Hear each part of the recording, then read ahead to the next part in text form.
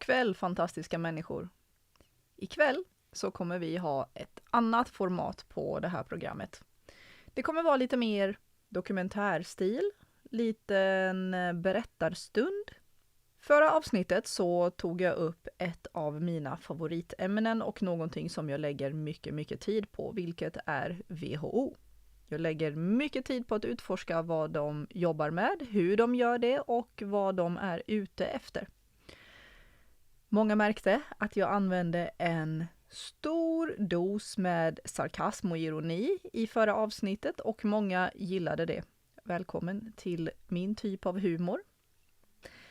En del gillade inte det. Det är precis som med allting annat. Allting passar inte alla. Och så var det några som skrev: tänk om någon tror på vad du säger. Det finns två saker i det här. Det jag säger är exakt det som står på de officiella sidorna. Jag läste rakt upp och ner från WHO:s egna sidor och från myndighetskanaler och så vidare. Och jag visar exakt vad jag läser ifrån. Men den här gången var det bara officiella källor och inga alternativa källor. Det andra till den här frågan är: tänk om folk skulle tro och tänka precis vad de ville. Tänk om folk skulle få möjlighet att tycka själva, tänka själva, oavsett om jag använder humor eller allvar. Tänk om alla får möjlighet och väljer att ta ansvar för vad man själv tänker och tycker. Tänk om. Men nu ska vi vidare till det som jag vill prata om ikväll, vilket är ett annat favoritämne som jag har. Och det är skolsystemet. Ni som har följt mig här ett tag vet att jag är väldigt passionerad gällande allting som rör barn, som är omkring barn, därför att jag anser att barn är de människor som ska skyddas allra mest i vårt samhälle, i alla tillfällen, alltid, utan undantag. Och skolsystemet, det vet många vad jag tycker om. Många tycker att skolsystemet funkar alldeles utmärkt som det är. Att det funkar alldeles utmärkt att alla barn så tidigt som möjligt dras från föräldrarna och stoppas i ett skolsystem som är fullt av massa andra barn, fullt av andra vuxna främlingar. Och sen ska alla göra exakt likadant, exakt samtidigt, hela tiden. Man kan också fundera på varför det är så mycket problem för barn. Varför barn mår så dåligt i skolorna. Inte alla barn, så är det med allting. Det går inte att generalisera. Men man kan se den stora hela bilden. Är den kunskap som de får i skolan värd det som händer barn i skolan? Att de formas på ett visst sätt, att alla ska lära sig exakt samma sak oavsett vad deras talanger eller intressen är. Men oavsett vad man tycker om skolsystemet så är det alltid bra att veta varför och hur det kom till. Och det är jag här för ikväll. Så låt oss börja med avsnittet Skolsystemets dolda rötter och hur Rockefeller omformade skolsystemet. Det är slutet på 1800-talet och den industriella revolutionen börjar sprida sig. Gigantiska oljeimperium börjar få problem och det finns inte tillräckligt med människor för att hålla igång dem. Det fungerade inte då som det gör nu, när det bara var att lägga upp en jobbannons och folk strömmade till företaget för att få jobb. Då levde de flesta på amerikanska landsbygden och de levde enkla liv på gårdar. De undervisades hemma, de gick i skolor som drevs av kyrkor. De visste inte hur man arbetade på en fabrik eller vid ett oljeraffinaderi. De var inte vana vid att klocka in och klocka ut. Det var inte så livet såg ut på den tiden. Så tänk dig att du är John D. Rockefeller och du har inte tillräckligt med människor som ska arbeta på dina fabriker. Så vad gör du? Du behöver skapa dessa människor för att få arbetare till dina fabriker. Du behöver människor som är tillräckligt utbildade för att klara av arbetet som du kräver, men inte för utbildade för att inse att livet faktiskt är bättre än att slava på en fabrik hela sina dagar. Du behöver människor som ska arbeta för dig och finna sig i de villkor som du erbjuder. Det finns en anledning till att slavar inte fick lära sig att läsa eller att skriva. Så om du ska utbilda massorna så måste du gå ganska försiktigt fram för att ge dem den kunskap som du vill att de ska ha, men inte mer, för då börjar de se en andra massa möjligheter. Om du lär dem för mycket så blir de för ambitiösa och så vill de ha självständighet. De kommer att tänka själva och de kommer sedan bli dina konkurrenter. Istället vill du lära dem tillräckligt så att de kan hålla ditt imperium igång lydigt och vara tacksamma för att de får en möjlighet att göra så. Så du börjar utforma en plan för hur du ska utbilda dessa fabriksslavar. Du utformar ett skolsystem där varje förälder kan skicka sina barn till denna offentliga skola som du finansierar. Du framstår som en räddare, som en fantastisk människa som erbjuder utbildning gratis till alla barn. Människor skickar tacksamt sina barn till dina skolor för utbildning. Plötsligt ger miljontals amerikaner sina barn till staten från 7 års ålder. Ju tidigare, desto bättre. Du känner givetvis till att barn upp till 12 år är som mest mottagliga för inlärning och manipulation och är formbara på alla sätt. Du får bestämma vad de lär sig och inte lär sig, och du får bestämma hur de ska se på världen och vad som är rätt och vad som är fel. Du får forma dem till att vara rädda, lydiga, icke självständiga och inte följa sina drömmar, att acceptera mediokritet. För att det är så du vill att arbetare på dina fabriker ska fungera.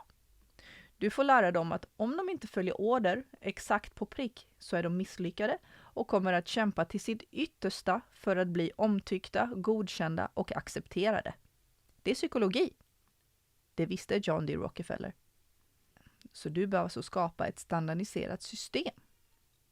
Och varje generation kommer ut från skolan som lydiga arbetare som inte vill rubba båten. Var som alla andra, annars blir du utesluten. Och det fungerar inte i ett system där vi ska vara och tillhöra en grupp. Utbildningssystemet grundar sig på tanken om akademisk förmåga. Och det finns en anledning till att hela systemet skapades runt om i hela världen. Därför att det fungerade till de målen som var uppsatta. Det fanns egentligen inte några offentliga utbildningssystem före 1800-talet. De skapades alla för att möta industrialismens behov. Hela vårt utbildningssystem som vi känner till idag skapades av John D. Rockefeller. Därför att han behövde arbetare. Massor av andra rika amerikanska affärsmagnater pumpade in miljarder dollar i att skapa det moderna utbildningssystemet som vi har idag. Därför att det som John D. Rockefeller gjorde fungerade. Det är samma förmögna dynastier bakom Big Oil, Big Food, Big Pharma. Och alla vill ge barnen en sorts gratis indoktrinering. Eller som de kallar det, utbildning. Men själva skickar de sina egna barn till privatskolor och har så alltid gjort. Helt utanför det utbildningssystem som vi ser i den offentliga skolan. Det här är det mörka ursprunget till vårt utbildningssystem. I generationer skyllde experter ofta på misslyckade skolor i misslyckade områden. Men reformatorer har börjat tro att det omvända kan vara fallet. Att problemen med misslyckade områden faktiskt kan skyllas på misslyckade skolor. Innan skolsystemet etablerades var de tillgängliga utbildningsalternativen främst inriktade på akademi. Dessa traditionella utbildningsinstitutioner la väldigt liten vikt vid de färdigheter som krävdes för arbete inom industrin. Dessutom var det befintliga utbildningssystemet inte tillgängligt för alla samhällssegment. Många arbetarklassindivider hade varken möjlighet eller resurser att delta i skolor som erbjöd en omfattande utbildning. Detta förvärrade bristen på kvalificerade arbetare inom industrisektorn. Så vem var den här John D. Rockefeller? John D. Rockefeller föddes 8 juli 1839. Vid 16 års ålder hade Rockefeller sitt första riktiga kontorsjobb som bokföringsassistent. Efter framgång i det jobbet gick han samman med Maurice B. Clark för att starta sin egen verksamhet inom produktion. Företaget Clark & Rockefeller tjänade $4 400 det första året och $17,000 det andra året, vilket motsvarar cirka $530,000 i dagens valuta. År 1863 gick Rockefeller in i oljebranschen och öppnade ett raffinaderi nära Cleveland, Ohio. Många andra försökte lyckas inom oljebranschen men misslyckades i slutändan.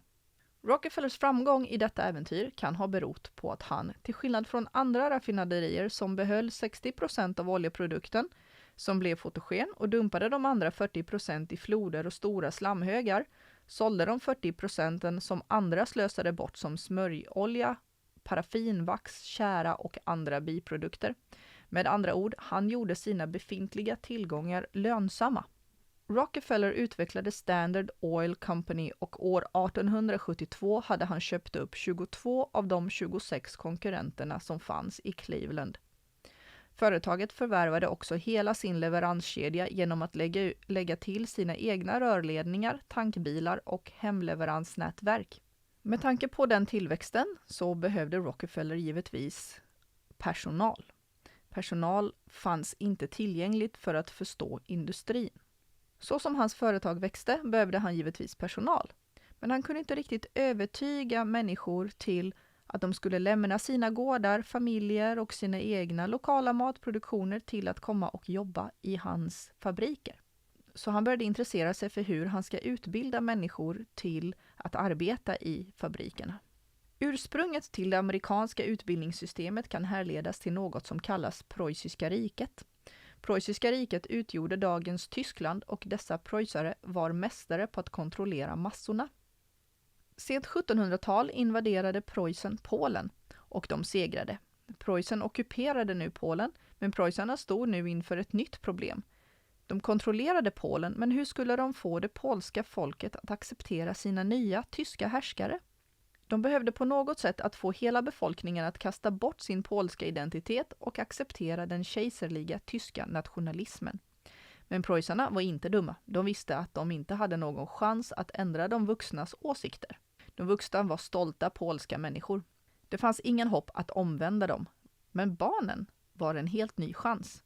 De polska barnen var mycket mer formbara och om de kunde påverka barnen kunde de utplåna den polska kulturen på bara en enda generation. Så Preussen skapade ett nytt 8-årigt utbildningssystem. De skulle lära sig att göra som de blev tillsagda, att respektera auktoriteten hos sina preussiska ledare. Och detta nya preussiska utbildningssystem fungerade. En preussisk filosof beskrev deras utbildningsmodell på ett briljant sätt genom att skriva: utbildning bör syfta till att förstöra fri vilja, så att eleverna efter att de har skolats på detta sätt kommer att vara oförmögna under resten av sina liv att tänka eller agera på annat sätt än som deras skolmästare skulle ha önskat. När tekniken har blivit fulländad kommer varje regering som har ansvaret för utbildning under mer än generation kunna kontrollera sina medborgare säkert utan behov av arméer eller poliser. Det var lika poetiskt som sant. I grund och botten, om du vill ha en lydig befolkning som du kan styra över, måste du förstöra deras fria vilja. Du måste forma dem så att de inte tänker. Att tänka är fienden. Och du måste börja denna formering när de är så unga som möjligt. Så varje polskt och preussiskt barn var tvungen att gå i skolan i 8 år. 8 år, dag ut och dag in. Dessa barn matades med så mycket preussiskt fosterlandskärlek att när de lämnade skolan var lydnad gentemot Preussens monarki den enda verkligheten de kände till. Preussens system var så effektivt att de väckte intresse hos en person, en inflytelserik amerikansk politiker vid namn Horace Mann. Och Horace hade för avsikt att exportera denna preussiska modell till det goda gamla USA. Horace Mann brann för att reformera den amerikanska utbildningen. Det var hans livsuppgift. Så 1843 reste han genom Europa och besökte skolor för att få idéer. Brann för att reformera den amerikanska utbildningen. Det var hans livsuppgift. Så år 1843 reste han genom Europa och besökte skolor för att få idéer. Men inget utbildningssystem imponerade på honom mer än den preussiska modellen. För honom var den preussiska modellen ett konstverk. Här fanns vägen till att forma barn till vad eliten ville. Om en preussisk modell kunde ta bort varenda spår av polsk kultur, vad kunde det göra för Amerika?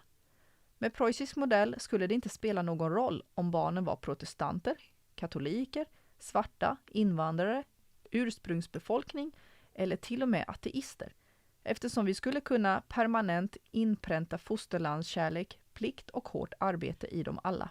Med Horace Manns politiska inflytande började skattefinansierade allmänna skolor enligt preussisk modell sakta ploppa upp över hela Amerika.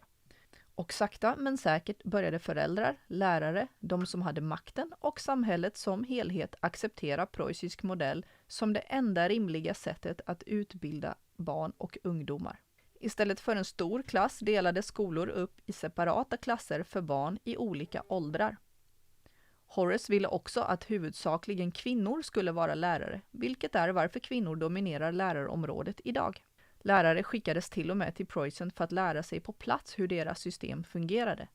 Myndigheterna trodde så mycket på den preussiska modellen att år 1864 gjorde kongressen det olagligt för ursprungsbefolkningens barn att undervisas på sina modersmål.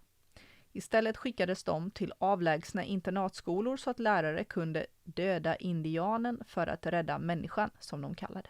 Vid slutet av 1800-talet hade preussisk modell tagit över Amerika och fram till år 1900 hade nästan varje amerikansk delstat gjort allmän skola obligatorisk, vilket innebar att du var tvungen att överlämna dina barn till staten eller riskera att få barnet taget ifrån dig och du kastad i fängelse.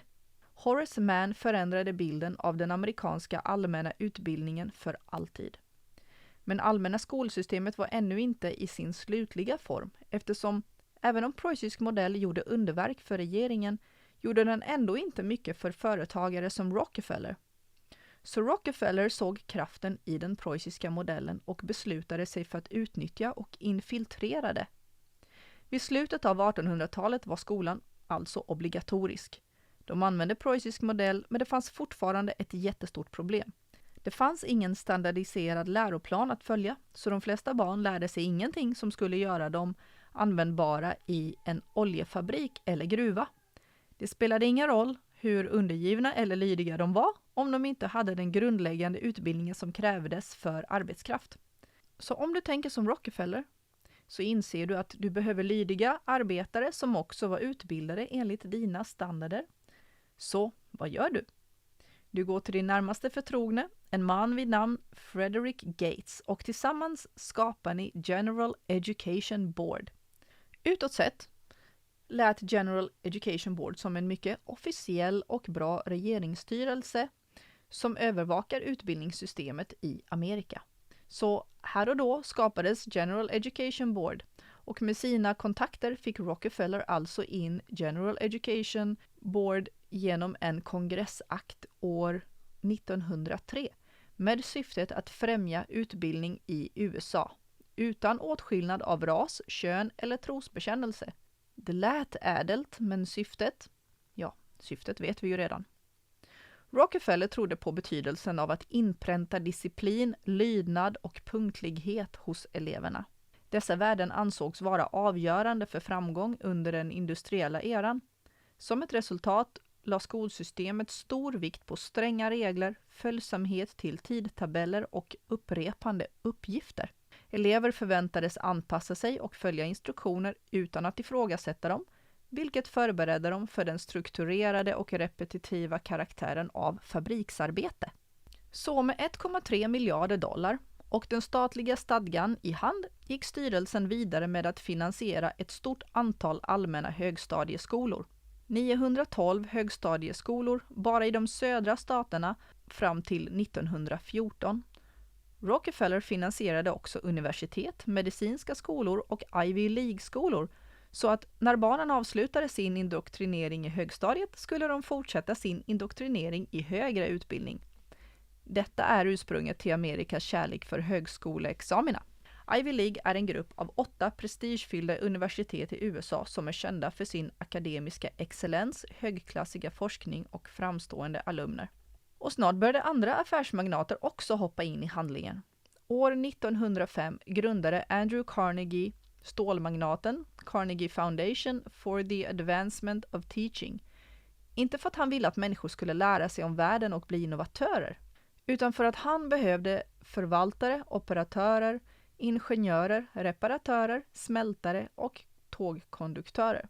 Och allmänheten började förstå att stora pengar rörde sig in i utbildningen. År 1914 sa National Education Association att vi betraktar med oro aktiviteten hos Carnegie och Rockefellers stiftelser. Dessa är byråer som inte på något sätt är ansvariga för folket, och deras ansträngning att kontrollera politiken för våra delstatliga utbildningsinstitutioner, att skapa standarder för våra läroplaner och att omge institutionerna med villkor som hotar sann akademisk frihet är oroande. Men detta gjorde Rockefeller inte orolig. Hans infiltration av utbildningen hade fått väldigt mycket fart och väldigt mycket momentum. Det finns inget sätt att sakta ner det nu. År 1918 krävde varje delstat att barnen skulle slutföra grundskolan, och det bara fortsatte därifrån. Från standardiserade tester till Carnegie-finansierade läroböcker till utbildningsdepartementet till att märka och medicinera barn som inte klarar sig bra i denna Rockefeller-modell av utbildning. Och Frederick Gates, som skapade General Education Board tillsammans med Rockefeller, uttryckte det perfekt när han förklarade vad han såg i framtiden för Amerikas utbildningssystem. I vår dröm har vi obegränsade resurser och folk ger sig med fullständig foglighet i vår formande hand. De nuvarande utbildningskonventionerna bleknar bort från våra sinnen, obundna av tradition, arbetar vi efter vår egen goda vilja på en tacksam och responsiv landsbygdsbefolkning. Vi ska inte försöka göra dessa människor eller något av dessa barn till filosofer, lärde män eller vetenskapsmän. Vi kommer inte att fostra författare, poeter, konstnärer eller skribenter. Vi kommer inte att söka efter blivande stora konstnärer, målare, musiker, och vi kommer inte ens att vårda den ödmjuka ambitionen att fostra blivande advokater, läkare, präster, statsmän, av vilka vi redan har tillräckligt.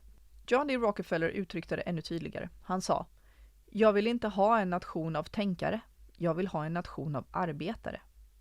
Om du ser dig omkring idag, med all denna rädsla, all denna skam och skuld, alla dessa års utbildning, ändå kommer du ut utan att ens veta de grundläggande fundament för hur man överlever i denna värld. Hur man hittar en livspartner, sparar pengar, tjänar pengar, investerar pengar, deklarerar skatt, älskar dig själv, ifrågasätter, tar hand om dina barn. Så förstår du att Rockefeller fick precis som han ville. Att samhället är utformat för att få dig att slita för brödfödan resten av ditt liv och vara tacksam för det. Det här är så inarbetat i oss att vi inte ens ifrågasätter det. Att ta kontroll över sin egen inkomst utan industrischemat är för många människor provocerande. Så när vi ser influencers, vi ser egna företagare, enmansföretagare som gör saker, människor som erbjuder sin hjälp och kunskap i form av medicin och healing, så är det provocerande för många människor. Därför att du, precis som de, förväntas ha ett lönearbete enligt ett schema där du tvingas jobba under någon annan som ska bestämma att du jobbar 8-5, dag ut, dag in, ända tills du går i pension. Vi har tränats i att auktoriteter vet bäst, staten vet bäst, en anställning anses vara någonting bra och tryggt, trots att någon annan har kontrollen över din inkomst i hela ditt liv. Ganska intressant, visst? När man vet det här så ser man på saker ganska annorlunda. Skolan är fortfarande obligatorisk i större delen av världen. I vissa länder är det läroplikt, i andra, som i Sverige, är det skolplikt.